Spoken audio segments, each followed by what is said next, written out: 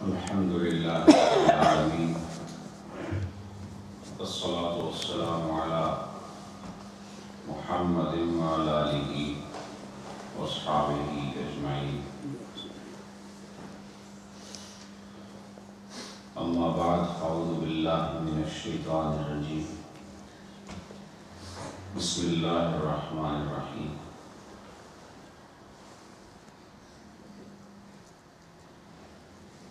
ان الذین یبایعونک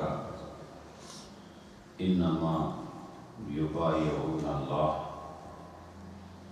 صدق اللہ مولانا العظیم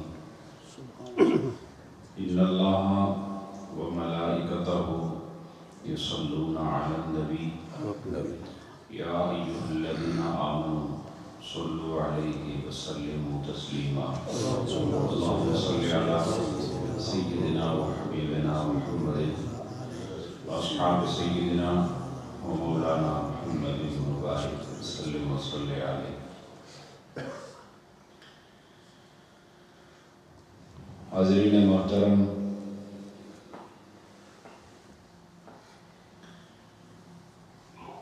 جمعۃ المبارک مسلمانوں کے لیے امن، سکون، اتفاق و اتحاد اور رب العزت کی خاص عبادت اور خاص رحمت کے حصول اور برکتوں کے حصول کا ایک خوبصورت ذریعہ ہے، اور موقع کی مناسبت سے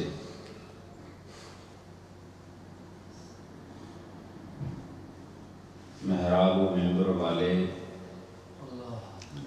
اللہ اور اس کے رسول، اصحاب رسول، اللہ کے پاک وہ بندے جنہیں اللہ نے ولی کہا ہے، اور وہ تمام باتیں جن کا تعلق مذہبی تناظر میں حالات حاضرہ سے ہو، ان پر بھی گفتگو کر کے اپنے سننے والے معلومات میں اضافہ کرتے ہیں.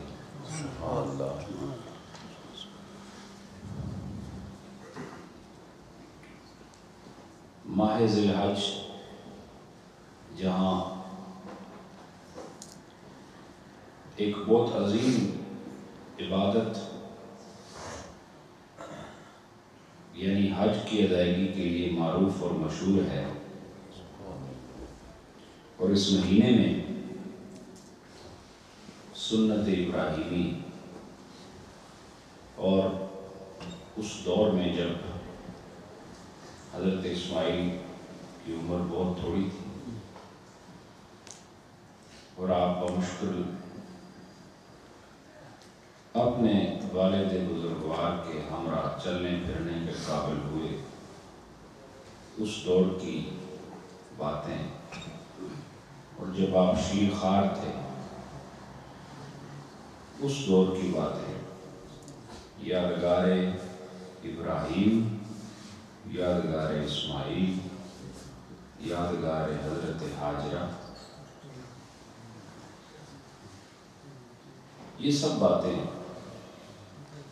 حج کے خوبصورت عنوان کے تحت ہمیں دیکھنے کو ملتی ہیں، اور میں نے اپنی بساط کے مطابق حج کے عنوان پر آپ کے سامنے لب کشائی کا شرف حاصل کیا. اسی ماہ ذی الحج میں ایک واقعہ حضرت عثمان بن عفان رضی اللہ تعالی عنہ کی شہادت کا پیش آیا.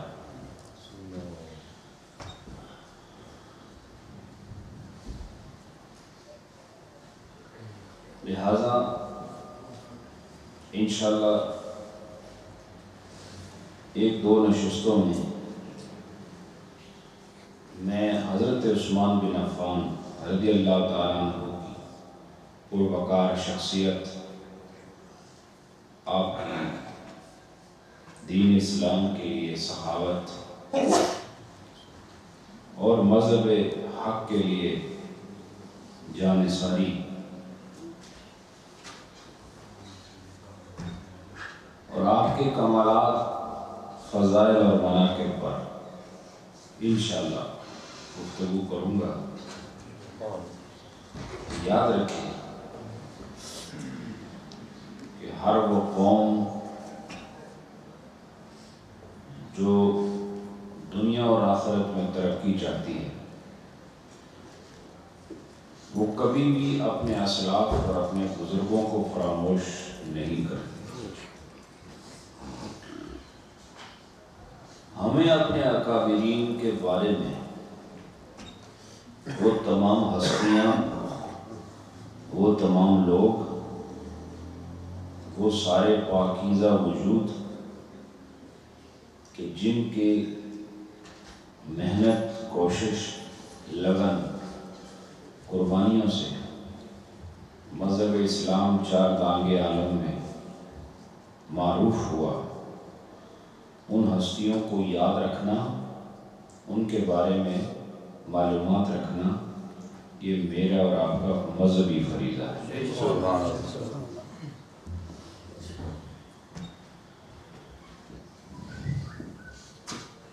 اور یہ آپ خود اندازہ کر سکتے ہیں کہ آپ صحابہ کرام کے بارے میں کتنا جانتے ہیں، اور یہی حضرت عثمان رضی اللہ تعالی عنہ، ان کی ذات کے بارے میں آپ کتنی معلومات رکھتے ہیں یہ آپ کو پتہ ہے۔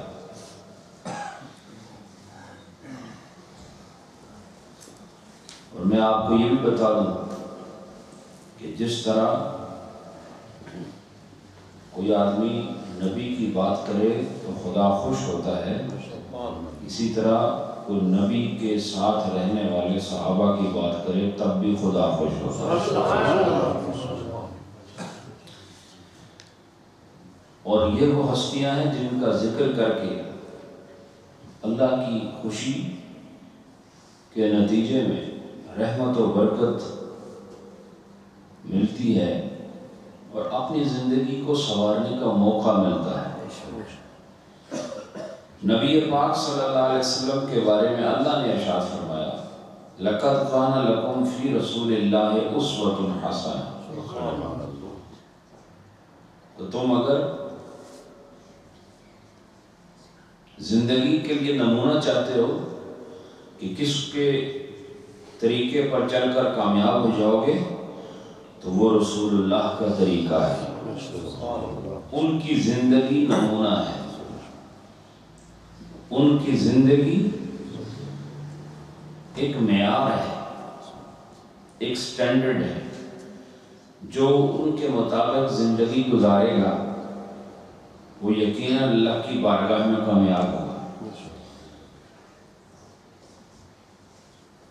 اللہ نے اپنی حکمتوں سے جسے ہمارے لیے معیار بنایا وہ رسول اعظم ہے۔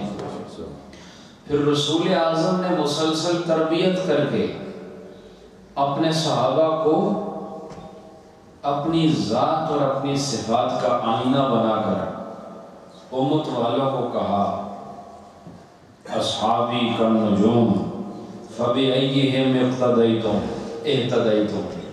اللہ نے کہا زندگی کے لیے نمونہ میرے نبی کی ذات ہے، اور نبی پاک نے صحابہ کی جماعت کو تیار کر کے کہا جو ان کے طریقے پر چلے گا وہ ہدایت پا جائے گا۔ یہ وجہ کیا ہے؟ وجہ یہ ہے کہ ان کا طریقہ وہی ہوگا جو رسول کا طریقہ ہوگا، یہ جدا نہیں، یہ وہی کریں گے۔ نبی پاک نے ان کو ہمارے لیے نمونہ بنایا، ہمارے لیے، اور اللہ نے نبی کو ہمارے لیے نمونہ بنایا۔ یہ دونوں ہستیاں نبی اور صحابی یہ نمونہ ہے ہمارے لیے، لیکن نبی کو نمونہ بتایا اللہ نے اور صحابہ کو نمونہ بتایا رسول اللہ۔ تو کیا وجہ ہے؟ دو نمونے فرمایا کہ اس کی وجہ یہ ہے کہ پاک صلی اللہ علیہ وسلم جسے اپنا نمونہ قرار دے رہے ہیں، یہ وہی بات ہے جو اللہ نے نبی کو بتائی ہے۔ جو کچھ اللہ چاہتا ہے وہ نبی نے کیا، اور جو نبی نے کیا وہی صحابہ نے کیا، لہذا ان کے طریقے پر چلنے والا نبی کے طریقے پر چلتا ہے، اور نبی کے طریقے پر چلنے والا اس طریقے پر چلتا ہے جو خدا نے نبی کو عطا کیا۔ تو خاص طور پر حضرت عثمان رضی اللہ تعالی عنہ جو بنو امیہ کے ایک عظیم چشم و چراغ ہیں، ان کی پاکیزہ ہستی، ان کی پاکیزہ شخصیت کہ وہ پانچویں پشت میں آ کر رسول اللہ صلی اللہ علیہ وسلم کے نسب سے آ کے مل جاتے۔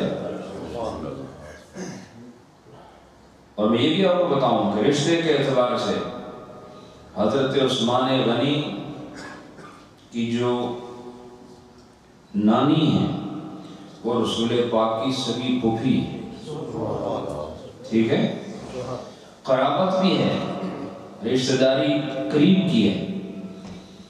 اور حضرت عثمان رضی اللہ تعالی عنہ رسول اللہ صلی اللہ علیہ وسلم پر اعتماد کرتے ہوئے آپ کی شخصیت اور آپ کے چہرے انور کی صداقتوں کو نگاہوں میں سمیٹتے ہوئے حاضر بارگاہ نبوت ہوئے، اور بغیر کسی مشکل کے، بغیر کسی حیل و حجت کے محمد عربی صلی اللہ علیہ وسلم کی زیارت سے مشرف ہوئے۔ رسول اعظم نے دیکھا تو فرمایا کہ عثمان جنت لے لو، جنت لے لو۔ کیسے لیں گے؟ کہ اللہ کے سوا کوئی معبود نہیں، اور محمد اللہ کے رسول ہیں، اس کے بندے بھی ہیں اور اس کے رسول بھی ہیں۔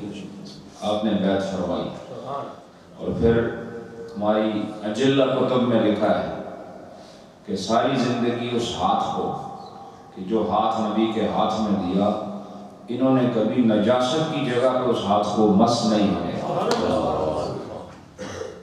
جس ہاتھ کو نبی کے ہاتھ میں دی۔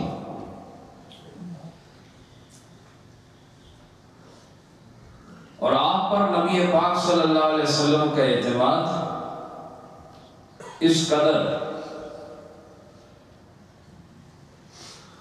کہ آپ کے نکاح میں سب سے پہلے حضرت رقیہ رضی اللہ تعالی عنہ جو حضور کی صاحبزادی ہیں، حضرت عثمان بن عفان کے نکاح میں دیا۔ اور پھر جس وقت میں جنگ بدر ہو رہی تھی، اس دوران حضرت رقیہ بیمار پڑ گئی، اور حضرت عثمان بن عفان نبی پاک کی رضا سے جنگ بدر میں شریک نہیں ہو سکے، جنگ بدر میں شریک نہیں ہو سکے۔ لیکن جب یہ جنگ مسلمانوں نے جیتی تو جو مال غنیمت آیا، نبی پاک نے اس جنگ میں حضرت عثمان غنی کے شامل نہ ہونے کے باوجود ان کو شامل سمجھ کر ان کو مال غنیمت میں سے حصہ عطا۔ مال غنیمت اس کا ہوتا ہے جو جنگ میں شریک ہوتا ہے، ٹھیک ہے، کہ ان کو حصہ عطا فرمایا، اور یہی متصور کیا گیا کہ یہ جنگ میں موجود تھے۔ یہ ایک لمبی علالت کے بعد حضرت رقیہ جان بر نہ ہو سکی اور آپ کا وصال ہو گیا۔ اس کے بعد نبی پاک صلی اللہ علیہ وسلم کی ایک اور صاحبزادی تھی حضرت زینب رضی اللہ تعالی عنہ، نبی پاک نے ان کو آپ کی نکاح میں دے دی اور ان کو آپ کے نکاح میں دے کر ساری دنیا کو یہ بتا دیا کہ عثمان کی دیانت، عثمان کی شخصیت، عثمان کی صحابیت، عثمان کے مرتبہ، عثمان کا درجہ، عثمان کی صداقت اور عثمان کی رفاقت اور اس کی دیانت پر محمد عربی کو اتنا یقین ہے کہ وہ ایک صاحبزادی کے بعد دوسری صاحبزادی بھی ان کے نکاح میں دیتے ہیں۔ اور آپ کو پتہ ہے کہ بیٹیوں کے نکاح میں ماں باپ بہت احتیاط کرتے ہیں اور اپنی قدر، شان و منزلت دیکھ کر فیصلہ کرتے ہیں۔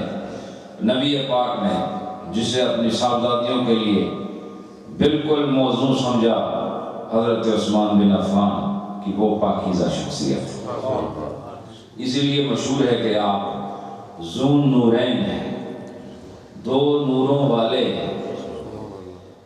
دو نوروں والے۔ یہ آپ کے لیے معروف و مشہور ہے اور اس کا سبب یہی ہے کہ پہلے ایک صاحبزادی نکاح میں آئی تو ان کا انتقال ہو گیا، پھر دوسری صاحبزادی آئی تو یہ نبی پاک کے گھرانے سے دو نور کے ٹکڑے آپ کے گھر میں آئے تو اس لیے آپ کو نوروں والا فرمایا کہ آپ نور والے ہیں۔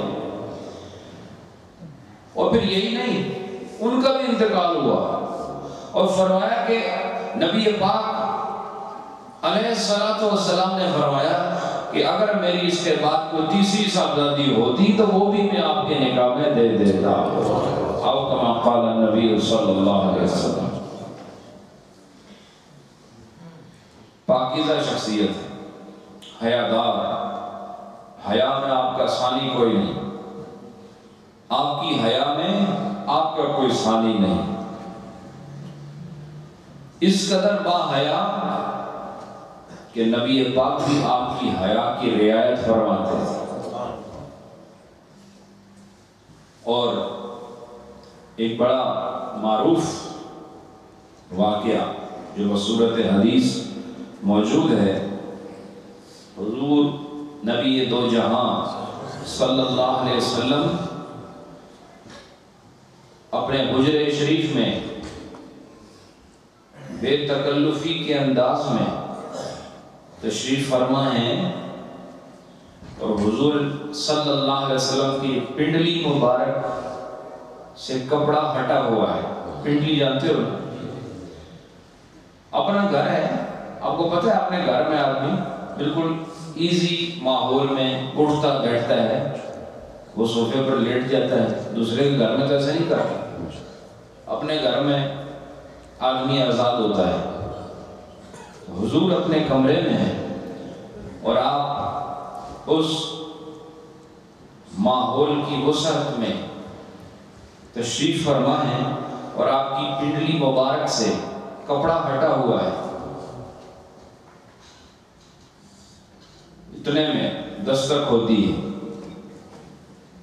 حضرت ابو بکر دروازے پر اجازت مانگتے ہیں، حاضری کا شرف چاہتے ہیں۔ نبی پاک نے کہا آنے دو، حضور اسی طرح بیٹھے رہے، وہ آئے، اس سے گفتگو شنید کا سلسلہ جاری رہا۔ تھوڑی دیر میں پھر دستک ہوتی ہے اور پتہ چلا کہ حضرت عمر بن خطاب رضی اللہ تعالیٰ عنہ تشریف لاتے ہیں اور وہ آتے ہیں اور آ کر حضور کی بارگاہ میں تشریف رکھتے ہیں۔ حضور اسی حال میں بیٹھے ہیں، ان کے ساتھ اس ماحول میں بیٹھے جیسے گھر والوں کے ساتھ ماحول ہوتا ہے۔ تھوڑی دیر میں پھر دستک ہوتی ہے، پوچھا جاتا ہے کون؟ تو پتہ چلتا ہے کہ حضرت عثمان بن عفان رضی اللہ تعالیٰ عنہ آپ دروازے پر ہیں۔ تو حضور نے ان کے آنے سے پہلے اپنی پنڈلی مبارک جو کھلی ہوئی تھی اس کو ڈھانپا، اس کو کور کیا اور کور کرنے کے بعد وہ آئے، بیٹھے، گفتگو ہوئی، مجلس برخاست ہوئی، حضرت عائشہ نے پوچھا یا رسول اللہ، آپ جس بے تکلفی میں تشریف فرما تھے، ابو بکر آئے میرے والد، آپ اسی حال میں رہے، عمر بن خطاب آئے، آپ اسی حال میں رہے، اور جو ہی حضرت عثمان آئے آپ نے فوراً اپنی پنڈلی مبارک کو ڈھانپ لیا، اسے کور کر لیا۔ وجہ کیا؟ حضور نے اس دن حضرت عثمان کی حیا کا مقام بتایا اور کہا میں اس شخص سے حیا کیسے نہ کروں جس سے فرشتے بھی حیا کرتے ہیں، جس سے فرشتے حیا کرتے ہیں، میں اس سے حیا کیسے نہ کروں۔ اور میں اس مقام پر یہی کہنا چاہتا ہوں کہ انسان اگر اپنی حیثیت سمجھ جائے، اپنی شان سمجھ جائے، اور اس شان کو سمجھنے کے بعد شریعت مطہرہ کا تابعدار ہو جائے تو پھر فرشتے بھی اس کے آگے سر جھکاتے نظر آتے ہیں۔ فرشتے اس کے تابعدار ہیں، فرشتے اس کا احترام کرتے ہیں، فرشتے اس کے ساتھ وہ معاملہ نہیں کرتے جو عام لوگوں کا ہوتا ہے۔ فرشتوں کے ہاں بھی اس کا مقام مسلم اور متحقق ہوتا ہے۔ اور ایک بات اور کر کے پھر بات ختم کریں گے۔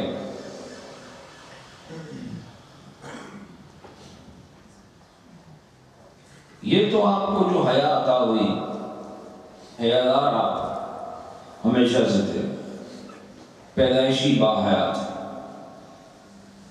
لیکن پیدائشی باحیا ہونا بھی اس وقت فائدہ دیتا ہے، باحیا ہونا اس وقت فائدہ دیتا ہے جب آدمی دولت ایمان سے مشرف ہو۔ اگر ایمان نہیں تو پھر حیا کیا ہے؟ حیا یہی ہے کہ ایماندار ہو جائے۔ جو بے ایمان ہے، ایمان سے خالی ہے، وہ حیا سے اس کا کوئی رشتہ نہیں، کوئی علاقہ نہیں، کوئی تعلق نہیں۔ اور جو مومن ہے اس کی ہر صفت پھر گنی جاتی ہے، شمار کی جاتی ہے۔ رسول اللہ صلی اللہ علیہ وسلم کے ساتھ محبت اور آپ کے ساتھ تعلق اور آپ کی سنتوں کی پیروی اور آپ کی محبت میں والہانہ متابعت حضرت عثمان غنی کی زندگی میں دیکھنے کو ملتی ہے۔ تو ایک موقع پر آپ نے وضو فرمایا اور وضو فرمانے کے بعد آپ مسکرائے، آپ نے تبسم فرمایا۔ کسی نے پوچھا کہ ایسی کوئی بات ہوئی تو نہیں کہ جس پر اظہار تبسم کیا جائے؟ کوئی ایسی واقعہ تو دیکھنے میں نہیں آیا کہ مسکرانے کی ضرورت پیش آئے، آپ نے وضو کیا، مسکرائے کیوں؟ تو انہوں نے کہا ایک دفعہ ایسے ہوا کہ رسول اللہ صلی اللہ علیہ وسلم آپ نے وضو فرمایا اور وضو فرمانے کے بعد آپ بھی اسی طرح مسکرائے تھے، میں نے اس سنت پر عمل کیا، اس سنت پر عمل کیا۔ تو میں آپ کو یہ کہنا چاہتا ہوں جو رسول اللہ کی مسکراہٹوں کے بھی امین ہیں، جو آپ کی ان حرکات و سکنات کے امین صحابہ، جنہوں نے آپ کی کسی ادا کو فراموش نہیں کیا، حتیٰ کہ اگر حضور چلے ہیں تو چلنے کا انداز صحابہ نے ذکر کیا، رسول اللہ چلتے تھے تو ایسا چلتے تھے، رسول اللہ بیٹھتے تھے تو یوں بیٹھتے تھے، رسول اللہ یوں نماز پڑھتے تھے، آپ یوں کلام فرماتے تھے، آپ یوں ہاتھ ملاتے تھے، آپ یوں مسکراتے تھے، آپ یوں امامہ سے بے تن فرماتے تھے۔ آپ کی تمام اداؤں کو اگر سمیٹا گیا ہے تو وہ جس جماعت نے یہ کام کر کے دکھایا وہ صحابہ کرام کی جماعت ہے۔ حضور کی ہر حرکت کو سمیٹ لیا، دیکھا اور دیکھ کے فراموش نہیں کیا، رسول اللہ کو دیکھتے گئے، جو نبی کرتے گئے یہ اسے محفوظ کرتے گئے، دل کی دنیا میں بساتے گئے اور اس کے مطابق عمل کرتے گئے۔ اسی طرح ایک جنازہ دیکھا، لوگوں نے جنازہ اٹھا رکھا ہے، تو جیسے ہی جنازے کو دیکھا فوراً کھڑے ہو گئے، پوچھا کہ ایسا کیوں کیا؟ تو کہا کہ میں نے رسول اللہ کو دیکھا ہے کہ ان کے سامنے سے جنازہ گزرا یا جب ان کی نگاہ جنازے پر پڑی، نبی پاک اسی طرح کھڑے ہو گئے، میں اپنے نبی کی سنت میں ایسا کر رہا ہوں۔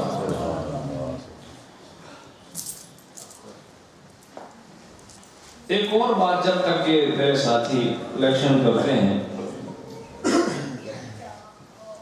جس کا تعلق آیت کریمہ کے اس حصے سے جو میں نے ابتدائی کلام میں آپ کے سامنے پیش کی، ان الذین یبایعونک انما یبایعون اللہ ید اللہ فوق ایدیہم۔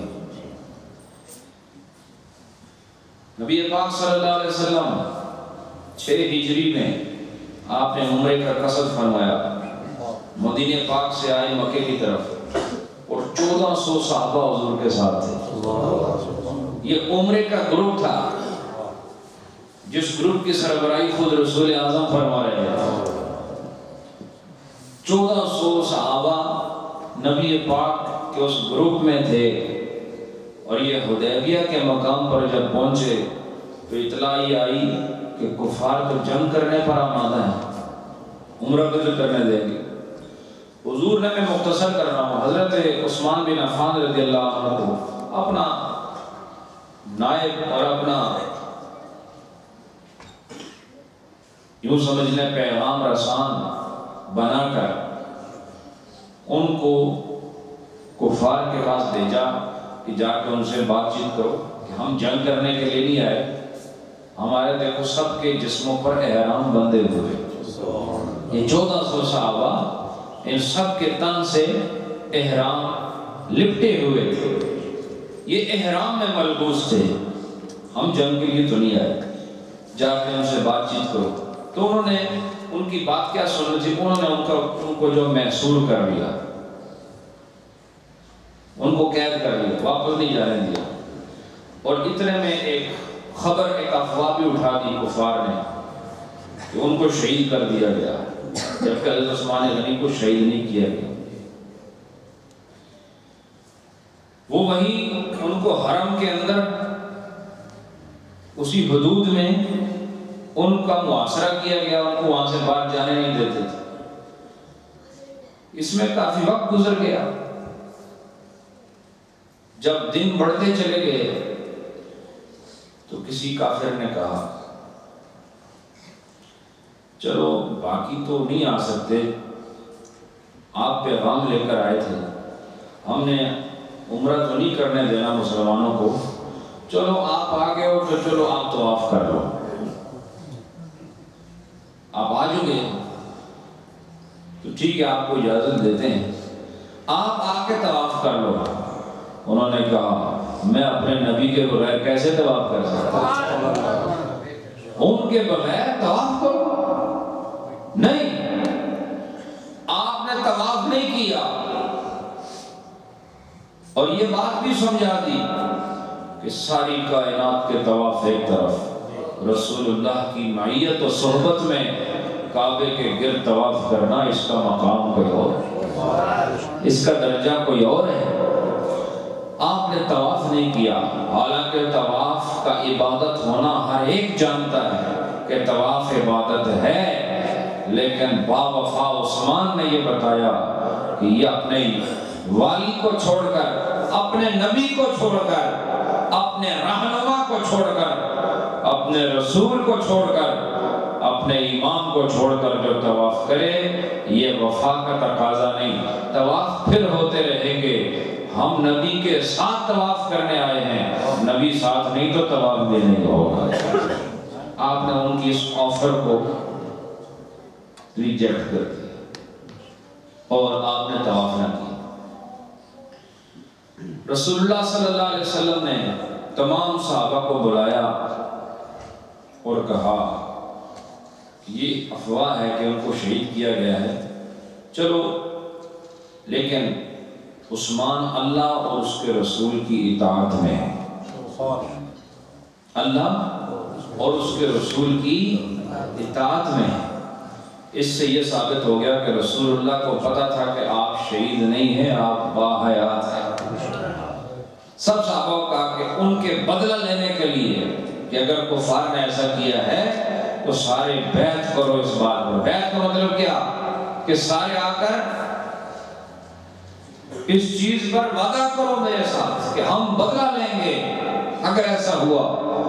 حضور نے ہاتھ بڑھایا، صحابہ ہاتھ رکھتے گئے۔ اسی کیفیت کو اللہ نے پسند کیا اور قرآن میں ذکر کر دیا، ان الذین یبایعونک، اے پیارے مصطفیٰ یہ جو آپ کے ہاتھ پر بیعت کر رہے ہیں، انما یبایعون اللہ، یہ اصل میں خدا کی بیعت کر رہے ہیں۔ اور ید اللہ فوق ایدیہم، ان سب ہاتھوں پر، یہ ہاتھ جو آپ کے ہاتھوں میں آ گئے ہیں، یہ ہاتھ جو آپ کے ہاتھوں میں پہنچ چکے ہیں، ید اللہ فوق ایدیہم، اللہ کا ہاتھ ان سب ہاتھوں کے اوپر موجود ہے۔ اللہ نے ان ہاتھوں کو پسند فرما لیا۔ حضور نے یوں صحابہ کے ہاتھ تھے، جب سب کے ہاتھ مکمل ہو گئے تو حضور نے آخر میں پھر اپنا ہاتھ دوبارہ رکھ کے کہا یہ ہاتھ عثمان کی طرف سے، اور عثمان کے ہاتھ کو اپنا ہاتھ قرار دیا اور اپنے ہاتھ کو حضرت عثمان کا ہاتھ قرار دیا۔ اس سے بھی پتہ چلتا ہے کہ اس وقت تمام صحابہ کے ہاتھوں کا وہ مقام نہیں تھا جو حضرت عثمان کے ہاتھ کا مقام تھا کہ حضور نے اپنے ہاتھ کو ان کا ہاتھ قرار دیا۔ یہ آپ کی منزلت اور آپ کی قدر کو ثابت کرتی ہے۔ بہرحال دوستو، انشاءاللہ اسی عنوان پر اگلی نشست میں بھی بات ہوگی۔ ہم سب کو اپنے اکابرین بالاخص صحابہ، اہل بیت، تابعین اور تبع تابعین کے جو اکابر ہیں، معروف و مشہور شخصیات ہیں، ان کے بارے میں ہمیں معلومات ہونی چاہیے۔ اللہ آپ سب کو خوش رکھے، ہمیں دنیا اور آخرت میں کامیابیاں عطا فرمائے۔ وآخر دعوانا الحمدللہ رب العالمین۔